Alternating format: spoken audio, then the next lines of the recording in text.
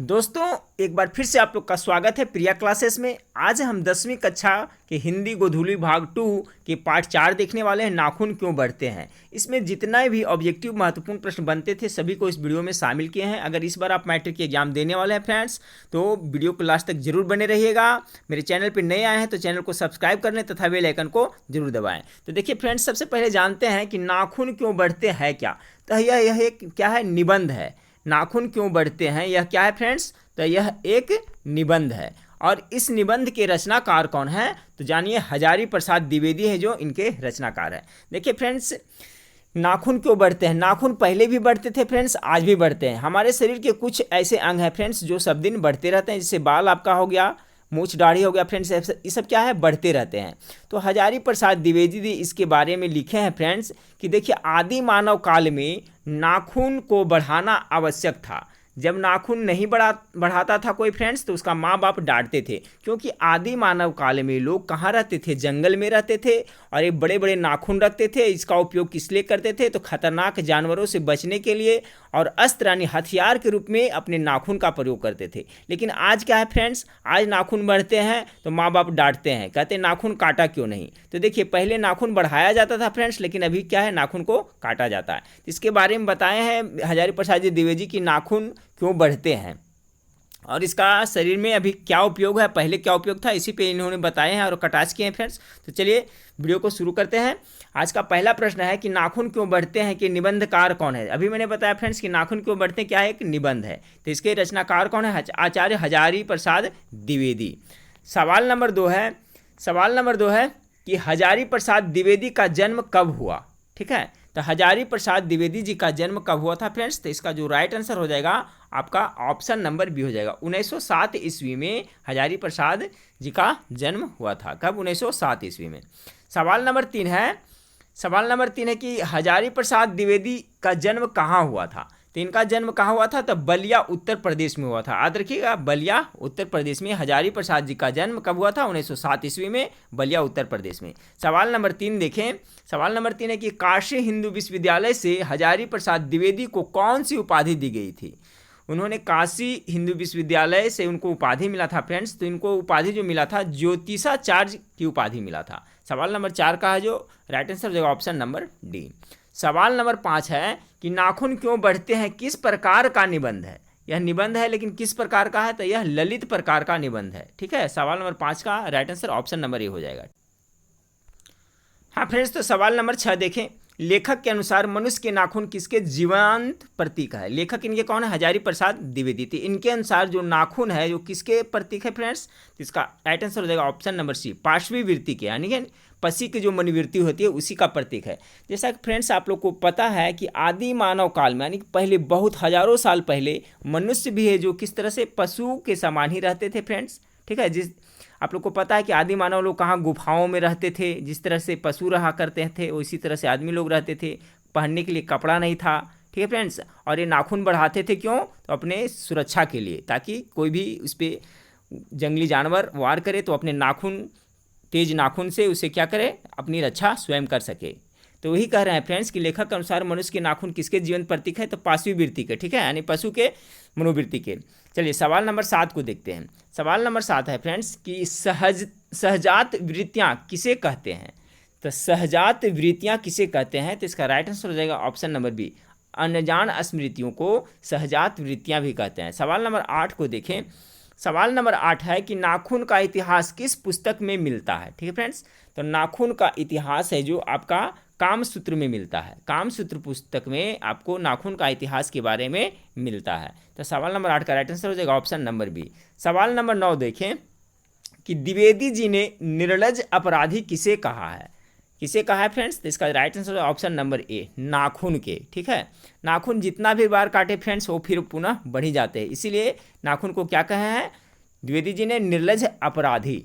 चलिए सवाल नंबर 10 देखें कि कामसूत्र किसकी रचना है। ठीक फ्रेंड्स, कामसूत्र किसकी रचना है, तो इसका राइट आंसर है ऑप्शन नंबर सी, वात्स्यायन की रचना है। बहुत इंपॉर्टेंट क्वेश्चन है ये, देखिए आगे चल के आपको कंपटीशन में भी पूछा जाता है। कामसूत्र की किसकी रचना है, तो वात्स्यायन की। और अभी हमने देखा था फ्रेंड्स कि जो आपका नाखून के बारे में, कि नाखून का इतिहास किस पुस्तक में मिलता है, तो आपका कामसूत्र में ही मिलता है फ्रेंड्स। और कामसूत्र के लेखक कौन है? तो याद रखिएगा वात्स्यायन है जो कामसूत्र के लेखक हैं। सवाल नंबर 11 को देखें।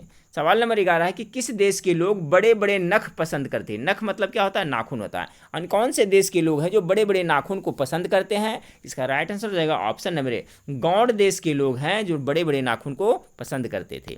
सवाल नंबर 12 देखें कि कौन छोटे नखों को पसंद करते थे? अभी हमने देखा था फ्रेंड्स बड़े बड़े नखों के, तो गौड़ देश है जो बड़े बड़े नखों को पसंद करते थे, लेकिन छोटे नखों को कौन पसंद करते थे? तो इसका राइट आंसर हो जाएगा ऑप्शन नंबर ए, दाक्षिणात्य पसंद करते थे। कौन? दाक्षिणात्य। सवाल नंबर 13 को देखें। सवाल नंबर 13 आपका है कि नख किसका प्रतीक है? ठीक है फ्रेंड्स, अभी मैंने बताया था थोड़ा सा शुरू में कि नख किसका प्रतीक है, तो पशुता के प्रतीक है। ठीक है फ्रेंड्स, क्योंकि पहले आदि मानव लोग भी क्या करते थे? बड़े बड़े नाखून रखते थे। लेखक के अनुसार है कि नख है जो नाखून है जो किसका प्रतीक है? तो किसका प्रतीक है? पशुता का प्रतीक है। ठीक है फ्रेंड्स, आज भी अगर जो कोई व्यक्ति बड़े बड़े नाखून रखते हैं, बड़े बड़े बाल रखते हैं, तो क्या कहेगा? एकदम बिल्कुल पशु के समान रह रहा है। जिस तरह से पशु का नाखून बड़े बड़े होते हैं, अगर अभी भी कोई आदमी बढ़ा करके रखता है तो क्या बोलेगा? ये पशु के समान है। ठीक है फ्रेंड्स, तो याद रखिएगा कि नख यानी नाखून किसका प्रतीक है? तो पशुता का प्रतीक है। सवाल नंबर 14 देखिए, पृथ्वीराज रासो किनका संपादन है? संपादन पूछा जा रहा है फ्रेंड्स।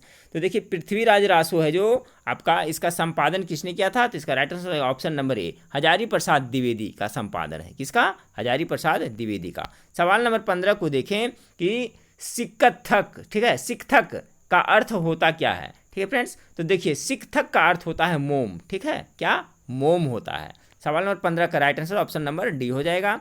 चलिए सवाल नंबर 16 को देखिए, देवताओं का राजा किन्हें संबोधित किया जाता है? ठीक है फ्रेंड्स, देवताओं का राजा से किन्हें संबोधित किया जाता है? तो इंद्र भगवान को देवताओं को राजा के नाम से संबोधित किया जाता है। याद रखिएगा, देवताओं का राजा से किन्हें संबोधित किया जाता है? तो इंद्र को संबोधित किया जाता है। सवाल नंबर 17 देखिए, हजारी प्रसाद द्विवेदी कब पद्म भूषण की उपाधि से सम्मानित किए गए थे? ठीक है फ्रेंड्स, तो इसका जो सवाल नंबर 17 फ्रेंड्स का राइट आंसर हो जाएगा ऑप्शन नंबर बी, 1957 ईस्वी में। ठीक है, सवाल नंबर 17 है कि हजारी प्रसाद द्विवेदी को पद्म विभूषण की उपाधि दी गई थी, तो कब क्या दिया गया था? तो 1957 ईस्वी में इनको यह उपाधि दिया गया था। चलिए सवाल नंबर 18 देखें, महाभारत क्या है? तब महाभारत क्या है? गेस करें फ्रेंड्स, इसका राइट आंसर क्या होगा? उपन्यास है, कहानी है, शास्त्र है या पुराण है? तो महाभारत है जो क्या है? एक पुराण है। महाभारत किसके अंतर्गत आएगा फ्रेंड्स? पुराण के अंतर्गत आएगा। ठीक है, याद रखिएगा महाभारत के रचयिता कौन है? तो याद रखिएगा महर्षि वेद व्यास है जो महाभारत लिखे हैं। तो याद रखिएगा, आगे चल के आपको काम देगा, इसलिए हम नोट्स में लिख दिए फ्रेंड्स, महाभारत के लेखक या रचयिता कौन है? तो महर्षि वेद व्यास है। तो याद रखिएगा कि महाभारत क्या है? तो एक पुराण है, इसके रचयिता महर्षि वेद व्यास है। सवाल नंबर 19 को देखें कि कौन मनुष्य का आदर्श नहीं बन सकती है? तो कौन नहीं बन सकते फ्रेंड्स? तो देखिए बड़ा इंटरेस्टिंग क्वेश्चन है। बंदरियां है जो मनुष्य का आदर्श नहीं बन सकते। शेर, भालू, हाथी बन सकता है फ्रेंड्स, जबकि बंदरियां है जो नहीं बन सकता है। सवाल 19 का राइट आंसर हो जाएगा ऑप्शन नंबर बी। सवाल नंबर 20 को देखें। सवाल नंबर 20 है कि अशोक के फूल की रचना है, किनकी रचना है फ्रेंड्स? तो इसका राइट आंसर हो जाएगा option number B, Hazari Prasad Dwivedi का अशोक के फूल की रचना है। किनकी रचना है? तो हजारी प्रसाद द्विवेदी की है। सवाल नंबर 21 को देखें कि हजारी प्रसाद द्विवेदी ने डी लिट की उपाधि किस विश्वविद्यालय से प्राप्त की है? ठीक है, तो देखिए हजारी प्रसाद द्विवेदी ने डी लिट की उपाधि, ठीक है, ये उपाधि उनको मिला था फ्रेंड्स, डी लिट की उपाधि, तो किस विद्यालय से प्राप्त की थी? इसका जो राइट आंसर हो जाएगा फ्रेंड्स ऑप्शन नंबर बी हो जाएगा। ठीक है, कहाँ से? लखनऊ विवि से। कहाँ से? तो लखनऊ विवि से उनको डी लिट की उपाधि दी गई थी। चलिए अगला सवाल को देखते हैं, सवाल नंबर 22 को। सवाल नंबर 22 है कि कहानी में चंद्रकार, त्रिकोण, दंतुल, वर्तुलाकार आकृतियां का संबंध मानव के किस अंग से है? तो देखिए फ्रेंड्स, ये कहानी किसके बारे में पढ़ रहे हैं? नाखून के बारे में पढ़ रहे हैं, तो इसका राइट आंसर रहेगा ऑप्शन नंबर ए, यानी नाखून से। तो देखिए जो आदि मानव काल में जो रहते थे लोग नाखून बढ़ा के, तो उसका आकार किस तरह से कटवा के रखते थे? तो चंद्रकार, त्रिकोण, दंतुल, वर्तुलाकार, इस तरह से नाखून कटाते थे ताकि वह एक अस्त्र के रूप में, हथियार के रूप में काम करे और किसी पे वार करे तो उसे उससे घायल कर सकता है। तो यही कहा इसमें कि चंद्रकार, त्रिकोण है, मतलब कि आकृतियां का मानव के किस अंग से संबंध है? तो नख यानी नाखून से है। सवाल नंबर 23 को देखें। सवाल नंबर 23 है कि अलतख्त का अर्थ क्या होता है। ठीक है फ्रेंड्स, इसका होता है अर्थ आलता होता है। आलता के बारे में आप लोग जानते हो फ्रेंड्स, जिससे नख यानी नाखून को रंगा जाता है। तो सवाल नंबर 22 का जो राइट आंसर रहेगा ऑप्शन नंबर बी। चलिए सवाल नंबर 24 को देखें। सवाल नंबर 24 है कि द्विवेदी जी को साहित्य अकादमी पुरस्कार किस रचना पर मिला था। यानी द्विवेदी जी को साहित्य अकादमी पुरस्कार मिला था फ्रेंड्स, तो इनकी किस रचना पर यह पुरस्कार मिला था। इसका जो राइट आंसर हो जाएगा ऑप्शन नंबर बी हो जाएगा फ्रेंड्स, आलोक पर्व पर। इसी पर यह उनको द्विवेदी जी को साहित्य अकादमी पुरस्कार मिला था, आलोक पर्व पर। सवाल नंबर 25 को देखें। सवाल नंबर 25 देखिए, बहुत ही इंपॉर्टेंट प्रश्न है फ्रेंड्स कि प्राचीन मानव का प्रमुख अस्त्र शस्त्र क्या था। इसी के बारे में आपको पहले बताया था फ्रेंड्स कि आदि मानव काल में जो लोग रहते थे तो उनका प्रमुख हथियार क्या था। तो प्रमुख हथियार क्या था, नाखून था। ठीक है, बड़े बड़े नाखून रखते थे, कटवा करके फ्रेंड्स इस तरह से नुकीला कि कोई भी जानवर आ जाए तो वो अपने नाखून से उसे वार कर, घायल कर, मार कर सकता था। तो ये देखिए प्रश्न पूछा गया है, प्राचीन मानव का प्रमुख अस्त्र शस्त्र क्या था। तो इसका right answer option number B हो जाएगा, नाखून। चलिए सवाल नंबर 26 को देखते हैं। कह रहा है कि आर्यों के पास था, आर्य लोगों के पास क्या था, लोहे का अस्त्र, घोड़े, कच्ची मिट्टी का घर। तो इसका राइट आंसर हो जाएगा डी, सभी था। आर्यों के पास क्या था फ्रेंड्स, तो ये सभी थे। लोहे का अस्त्र था, घोड़े था, कच्ची मिट्टी का घर था। अब सवाल नंबर 27 को देखें।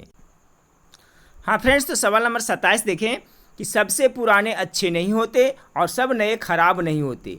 किसका कथन है, किसने यह कहा था फ्रेंड्स कि सबसे पुराने अच्छे नहीं होते और सब नए खराब नहीं होते। तो यह कथन था कालिदास जी का। ठीक है, इस सवाल नंबर 27 का राइट आंसर हो जाएगा ऑप्शन नंबर बी, कालिदास। चलिए सवाल नंबर 28 को देखें। सवाल नंबर 28 आपका है कि नखधर मनुष्य आज किस पर भरोसा कर रहा है। ठीक है फ्रेंड्स, तो देखिए पहले जो आदि मानव काल के लोग थे वो किस पे भरोसा करते थे, अपने नाखून पे भरोसा करते थे। नाखून को बढ़ा करके अस्त्र शस्त्र के रूप में प्रयोग करते थे। लेकिन आज के जो नखधर मनुष्य है, क्योंकि नख तो आज भी है फ्रेंड्स, पहले भी नाखून था, आज भी था, तो आज के जो नखधर मनुष्य किस पे भरोसा कर रहे हैं। तो इसका राइट आंसर रहेगा option number C, atom bomb यानी परमाणु बम पर भरोसा कर रहे हैं। ठीक है फ्रेंड्स, चलिए सवाल नंबर 29 को देखते हैं। सवाल नंबर 29 है कि मनुष्य की मनुष्यता यही है कि वह सबके दुख सुख को सहानुभूति के साथ देखता है। यह तथ्य या कथन किसका है। तो राइट आंसर हो जाएगा friends option number B, Gautam Buddha ji का है। चलिए सवाल नंबर 30 को देखते हैं। सवाल नंबर 30 है कि आचार्य हजारी प्रसाद द्विवेदी ने साहित्य की किस विद्या में लेखन नहीं है। किस विद्या में नहीं है, तो आपका आलोचना में है फ्रेंड्स, उपन्यास में है, निबंध में है, कहानी में नहीं है। तो इसका जो राइट आंसर हो जाएगा ऑप्शन नंबर सी हो जाएगा।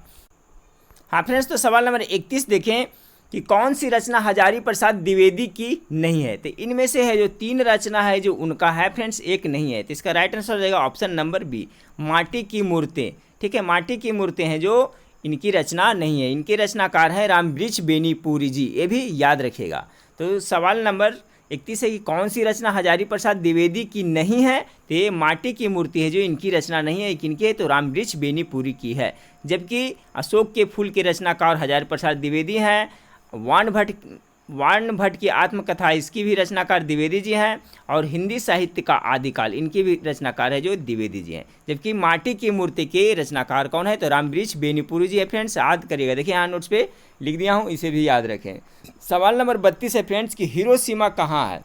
गेस करें फ्रेंड्स, मेरे ख्याल से सब जानते होंगे, चीन, जर्मनी, नेपाल, जापान। तो हिरोशिमा कहाँ पड़ता है, जापान में पड़ता है। ठीक है फ्रेंड्स, देखिए द्वितीय विश्व युद्ध कब हुआ था फ्रेंड्स, तो 1939 ईस्वी में द्वितीय विश्व युद्ध हुआ था। चला था कब तक, 1945 ईस्वी में। तो अमेरिका ने 1945 ईस्वी में फ्रेंड्स यही आपका हिरोशिमा पर ही परमाणु बम गिराया था। हिरोशिमा और नागासाकी पर गिराया था, ये भी जरूर याद रखिएगा। तो हिरोशिमा कहाँ है, तो जापान में। देखिए नोट्स में लिख दिए फ्रेंड्स, याद रखिएगा, बहुत इंपॉर्टेंट है। द्वितीय विश्व युद्ध काल में फ्रेंड्स 6 अगस्त 1945 को हिरोशिमा पर तथा 9 अगस्त 1945 को नागासाकी पर अमेरिका ने परमाणु बम गिराया था। याद रखिएगा हिरोशिमा और नागासाकी कहाँ है, तो आपका जापान में है। बहुत ही फेमस है फ्रेंड्स, क्योंकि इस पर पहली बार परमाणु बम से हमला किया गया था। चलिए सवाल नंबर 33 को देखते हैं कि दधीची की हड्डी से क्या बना था। तो क्या बना था, तो इंद्र का ब्रज। ठीक है फ्रेंड्स, दधीची की हड्डी से क्या बना था, तो इंद्र भगवान का जो ब्रज होता है, जो उनका शस्त्र है, वही बना है। चलिए फ्रेंड्स, तो इस वीडियो के लास्ट प्रश्न को देखते हैं कि हजारी प्रसाद द्विवेदी की मृत्यु कब और कहाँ हुई। ठीक है फ्रेंड्स, हजारी प्रसाद द्विवेदी जिन्होंने नाखून क्यों बढ़ते हैं के रचनाकार हैं फ्रेंड्स। इनका जन्म कब हुआ था, कहाँ हुआ था फ्रेंड्स, मैंने बताया था आपको उत्तर प्रदेश बलिया में हुआ था। लेकिन यहाँ पूछा जा रहा है हजारी प्रसाद द्विवेदी की मृत्यु कब और कहाँ हुई थी, तो इनका राइट आंसर हो जाएगा ऑप्शन नंबर ए, दिल्ली में हुई थी। और कब, 1979 ईस्वी में हुई थी। ठीक है फ्रेंड्स, दिल्ली में और कब, 1979 ईस्वी में इनकी मृत्यु हो गई थी। ठीक है फ्रेंड्स, तो इसी तरह से मैं फ्रेंड्स आपको तैयारी कराता रहूँगा। हमारे चैनल पे बने रहिएगा। वीडियो अच्छा लगेगा तो लाइक जरूर करिएगा। तो नेक्स्ट वीडियो में फिर मिलते हैं। देखने के लिए थैंक यू, धन्यवाद।